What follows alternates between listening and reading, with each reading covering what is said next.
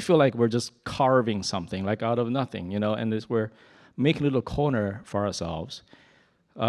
So first is okay, my job is to shock everybody into this shocked state about all the tech stack and everything. And then we'll invite Chris and Stuart over here to kind of calm everybody down. So let me start with a shocking slide here about the tech stack. So this is actually one of our first patents we're applying for, is to use IoT and deepin with AI model to dynamically price some sort of ground asset or underground asset. Because if you look at the RWA, the real-world asset-backed token, many of which the assets are already in the purified form, which means they reflect either the spot price or the commodity futures price. And that means there's really no upside room for it to move unless the entire industry moves or the trend moves. For us, though, we are tokenizing the ground asset, such as water or underground asset. What that means is we can retain the upside for investors, and we can save early investors about 2 to 3 years of return time. So that's quite interesting for us. And also because of the regions we work in, we're doing impact investment. These underground assets are super important. That's where the communities live. And Chris will talk more to it, but because of this asset that they sit on, many times they get kicked out of their homes because somebody else comes in to mine the asset that's underground. Well, part of it is really due to the legal system.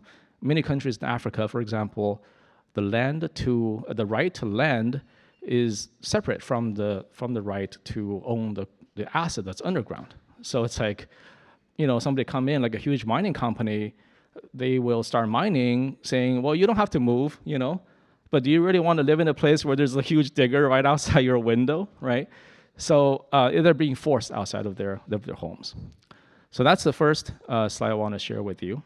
It's about RWA-backed, the first DAO-governed RWA-backed asset tokenization platform is being realized by the work that we're doing. The second thing is carving a space in the regulatory landscape.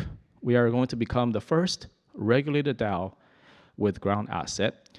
So first of all, for the ones that don't know what a DAO is, it stands for Decentralized Autonomous Organization, which I completely disagree with. It's to me, it's really kind of like a semi-autonomous and kind of really not autonomous, like decentralized and semi-autonomous organization. So we're actually trying to come up with a better word for it, maybe some kind of blockchain-based governance, like Chris was suggesting. So we're hoping to create a word for it. So the only letter that's true on this is the organization part. So we're going to be a regulated organization on the blockchain with tokenized ground asset. And becoming a regulated organization is truly important to us. One is the founders don't really want to go to jail, right?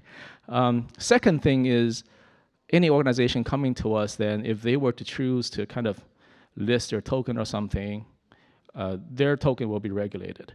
But we will not do so until probably many, many years down the line.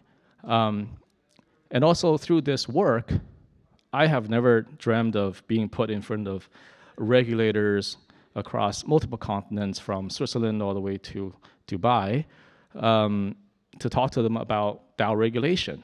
And many of whom are like, we never encountered a project like this. We don't know how to regulate you guys. Can you help us to create the set of regulation for the DAOs to come? So we feel like this is truly important. And that's another thing where I really feel like, God put us in front of kings and such, and they might not be kings, but they are regulators. So it's also important. So I'm really glad to be doing this work with the regulators. And for us, we designed a token that for our regional projects that we invest in, we create tokens for them. So token equals equity, and 20% of our regional DAO tokens will be given to the community. And this is not about giving them money. So I think money without governance or anything really leads to greed, and that's not a good thing. Especially with people who are making say $1 a day or something. You all of a sudden give them, oh, here's $10,000, congratulations. That normally doesn't lead to anything good.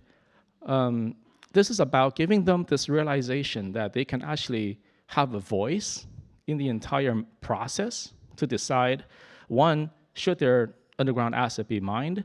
If so, how much and how to do so, right? A lot of times the process of purifying gold is using like really damaging chemicals to their ground.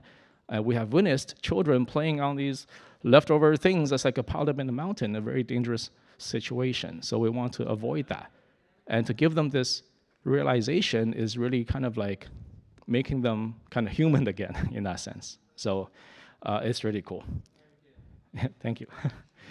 Finally, I want to touch upon this thing called a double DAO. It's something we created where, so for example, a project in Zambia coming to us with their mine, we will create a DAO for them. We call them regional DAO. And obviously, a few other places like Malaysia, for example, which we're going to next month with the timber project. So we'll create DAOs for each and every one of them. But a lot of times these one-off DAOs don't work because there's really no kind of central organization to help them along the journey. So for KulaDAO, it's really the DAO in the middle or on top, however way you want to view it, that get to provide that expertise. For example, in financing or in debt collateralization or any kind of governance. So we decided why not make the top organization a DAO as well. So that's why it's called a double DAO. And the point here is there's a scale in the middle where it kind of, you can dial between centralization versus decentralization. And I think before this, many people think it's like a binary thing. You know, it's either completely centralized or completely decentralized. But it's not exactly true.